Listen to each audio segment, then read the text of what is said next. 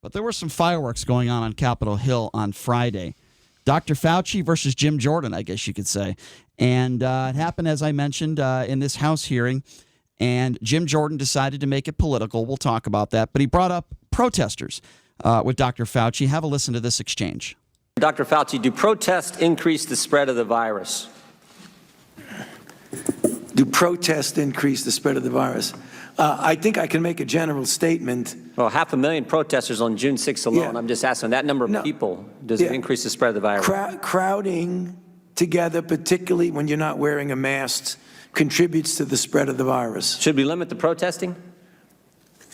I'm not sure what you mean. How do we say limit the protesting? Should government limit the protesting? I don't think that's relevant to. Well, you just said if it increases the spread of the virus. I'm just asking, should we limit it? Well, I'm not in a position to determine what the government can do in a forceful way. Absolutely. Dr. Fauci is not in a position to make that determination. He made a general statement, which everyone should understand. If you have large crowds in an area and they're not practicing social distancing, he answered the question. So it goes on now. Actually, Jordan, he is in a position because he's not. He doesn't make governmental. That's not true. He did do that. He suggested that we lock down the economy. He's the reason, and Dr. Deborah Birx, they're the reason why the economy was locked down for COVID-19. So obviously he is in a position to do that. He has been instrumental in suggesting, well, of course he doesn't make that decision, but he could say, yeah, we should. Why can he say that we can shut down the economy, but he can't say, yes, we should limit protesting? Why is he able to make that statement on one side but not the other? Dr. Fauci, it makes it seem like he's biased when he can't be. Okay, so I know you're taking the right wing. Very clear about taking a position on. It's not a right wing talking point, Brian. It's reality. Just listen to the guy. So he is responsible for probably 30 million plus people out of work right now. That is because of the lockdown that he recommended with Dr. Deborah Birx, based on a model of 2.2 million people dying if no mitigation was done, Brian. Yeah, and now the same person is saying, wait, no, now I can't make a determination because I'm not in that position because I'm not in government or I'm not a politician to make that decision. But why did he? And he's not. And Jim Jordan isn't saying make that decision. He's saying, would you recommend protesting being reduced? And he's now saying, well, no, I'm not going to make an opinion on that, but he will make an opinion on literally causing the GDP to drop 8.5% in Q2 with an annual rate of 32.5%, which is unbelievable. Okay. So why is he not? Why is he afraid to make a statement on one side and not the other? So, that's the issue, and that's what a lot of Americans are asking themselves right now. Can I answer? First of all, of course you can. You're 100% wrong. How am I 100% wrong, Well, Brian? you're going to have to let me get more than 2 words out you have to let me respond. So he did have an opinion, and we just played it. He just said that anybody in a large group or gathering, anybody, that's what he just said, is not a good thing if they're not practicing social distancing or wearing masks. That, last I checked, that is what's called an opinion. So Jordan moved on to churches. Have a listen to this exchange as well. Last week in the Calvary Chapel case, 5 liberals on the Supreme Court said it was okay for Nevada to limit church services. Justice Gorsuch said it best. He said there's no world in which the Constitution permits Nevada to favor Caesar's Palace over Calvary Chapel. I'm just asking, is there a world where the Constitution says you can favor one First Amendment liberty, protesting, over another, practicing your faith? I'm not favoring anybody over anybody. I'm just making a statement that's a broad statement that avoid crowds of any type, no matter where you are, because that leads to the acquisition and transmission. I think that's an opinion, and I think he's putting everybody in that category. So Jordan continued to make his political point about protesting versus going to church. Have a listen to this. Look, there's been no violence that I can see at church. I haven't seen people during a church service go out and harm police officers or burn buildings. But we know that, for 63 days, 9 weeks, it's been happening in Portland. Right. Yeah. Well, one night in Chicago, 49 officers were injured. But no limit to protest. But boy, you can't go to church on Sunday. What was the?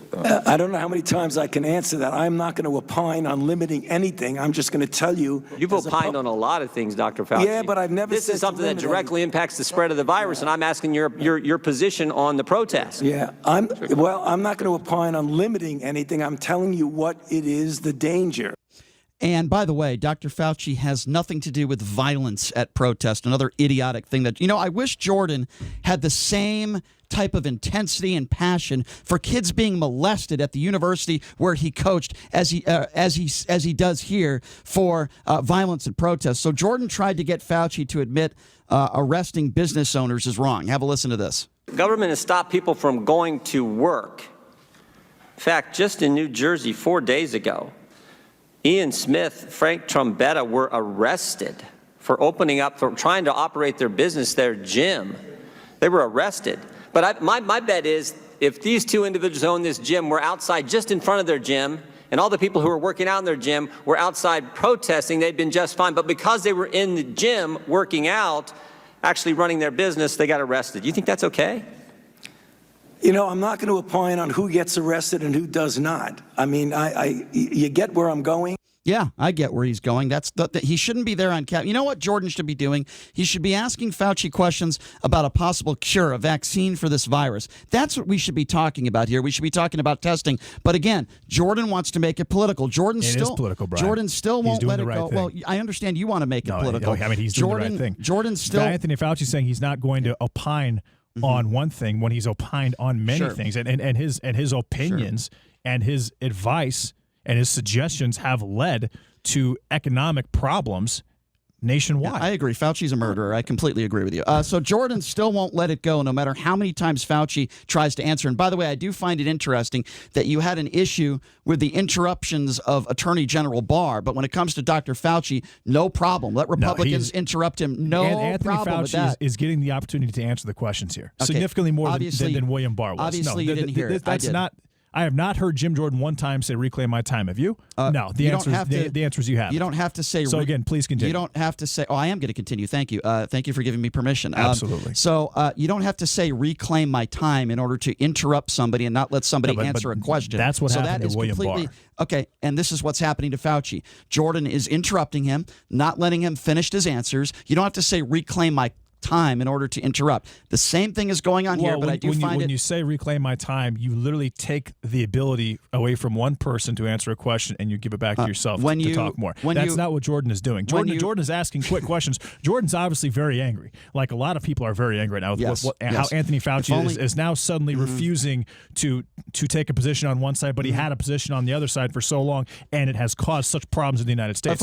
He's very angry about that. But he is not saying he's not asking Fauci a question, and then before Fauci starts to answer, he goes, "Oh, reclaiming my time." That's not taking place. Okay. Just because you say you don't say reclaim your time doesn't mean you're not being disrespectful and interrupting. And by the way, if I can also say, you say that Jordan is very angry. Boy, I wish he was just as angry or very angry about kids where he was coaching getting sexually assaulted and molested. Boy, he didn't seem very angry about that, did he? So Jordan still won't let it go, no matter how many times Fauci tries to answer. It continues. Have a listen to this. I haven't seen one hairstylist who between haircuts goes out and attacks police or sets something on fire. But we've seen all kinds of that stuff during protests, and we know the protest actually increased the spread of the virus. You've said that. I said crowds. I didn't say specifically. I didn't say protests do anything. So the protests don't increase the spread of the virus? I didn't say that. You're putting words in my mouth. No, I just want an answer to the question. Do the protests increase the spread of the virus? I don't have any scientific evidence that anything. I can tell you that crowds are known, particularly when you don't have a mask, to increase the acquisition and transmission. I think that's pretty evident. He answered the question. That could be a protest. That could be church. That could be 20 people hanging out in an anti-mask rally. It could be absolutely anywhere. He refused to answer the question. Okay, that's the answer to the question is yes, and he refuses to say yes, and that's the issue. First of all, he's never specifically said anything is causing the transmission of the virus. What he did say is that large gatherings and crowds, that could obviously be put towards protest, church gatherings, everything. He did answer the question. I don't know what you're talking about. Yes.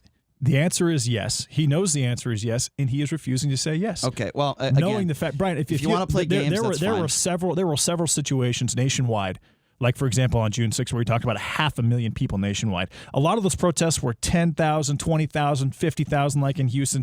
Philadelphia was 60,000. Hollywood was 40,000. And then suddenly, a couple weeks later, the virus just explodes nationwide. You don't think there's a common correlation there? Okay, so let me explain how this works. We thought we had the virus under control. So and then suddenly the virus is everywhere again. You did, because you're a Trump supporter. Has nothing to do with me. Brian, you did. Brian, you thought the virus was under control. Brian, you were wrong. It's worldwide. Did you know the last 3 days Yes, there have been the most cases since the start of the virus worldwide? The United States is actually doing a very good job of stopping this virus. The virus, that's true. The United States has done a great job. The virus is popping up all over the country again because the virus is mutating, Brian. The virus keeps mutating, and no one knows how to react to it, including Anthony Fauci, who, yes, he's an infectious disease specialist, but he's never dealt with anything like this once in his life. Nobody has. No one has. Exactly. Did you just So people are making the wrong decisions across the board because they have no idea what's going to happen because the virus keeps mutating. All right. And you're calling out Donald Trump for taking the advice of Anthony Fauci, who is okay with shutting down the economy, but he's not. But he refused to say that yes, protesting in large crowds does cause this virus to spread. Okay. That's a problem, especially with how many problems have been Let me know when your right-wing have branched off from the protests, like the looting and the rioting and just the racial tension that is now taking place nationwide. Brian, the fact that Fauci cannot say that yes, these protests are bad are in the efforts to stop the spread of the virus, they are not helpful. The fact that he can't say that, but he's okay with shutting down the economy and probably putting 500,000 small businesses out of work, forcing millions of people to have to depend on the federal government to survive, that's a giant issue, Brian. And the entire country is watching this and going, wow, what is going on in America right now?